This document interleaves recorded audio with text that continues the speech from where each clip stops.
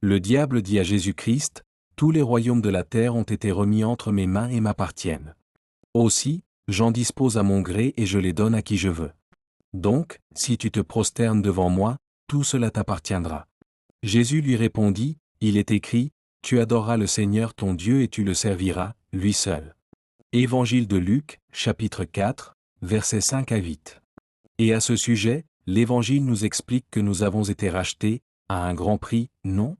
Donc, cela signifie que le diable n'avait pas menti à Jésus-Christ, il était bien le prince de ce monde. En effet, avant l'œuvre qui a été accomplie par Jésus-Christ, nous appartenions à quelqu'un d'autre. Et à qui appartenions-nous? La parole nous dit que c'était au diable.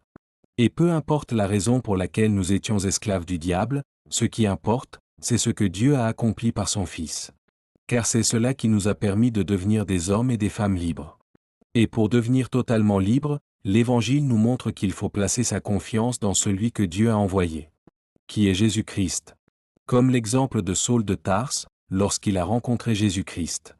En effet, moi Paul, j'ai demandé, « Seigneur, qui es-tu » Le Seigneur m'a répondu, « Je suis Jésus, c'est moi que tu fais souffrir. Alors, tu vas leur ouvrir les yeux, ils sortiront de la nuit pour revenir à la lumière. Ils ne seront plus sous le pouvoir de Satan, mais ils reviendront à Dieu. S'ils croient en moi, ils recevront le pardon de leurs péchés et une place avec ceux qui appartiennent à Dieu. » Livre des Actes des Apôtres, chapitre 26, versets 15 et 18. En effet, le jour où Ève s'est laissée séduire par le serpent, Dieu avait déjà donné la solution pour sortir du jugement que lui-même avait exercé à l'encontre d'Adam et d'Ève. C'est, en effet, ce que nous constatons lorsque nous lisons ce qui est exprimé dans les versets 14 et 15 au chapitre 3 du livre de la Genèse. Le Seigneur Dieu dit au serpent, « Puisque tu as fait cela, je te maudis.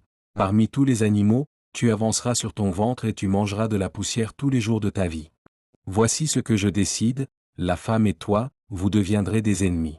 Ceux qui naîtront d'elle et ceux qui naîtront de toi deviendront des ennemis.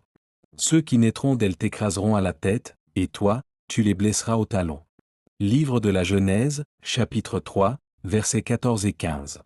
Et la solution, c'est Jésus-Christ, c'est lui, en effet, que Dieu a envoyé pour que nous puissions sortir de sous la domination du diable.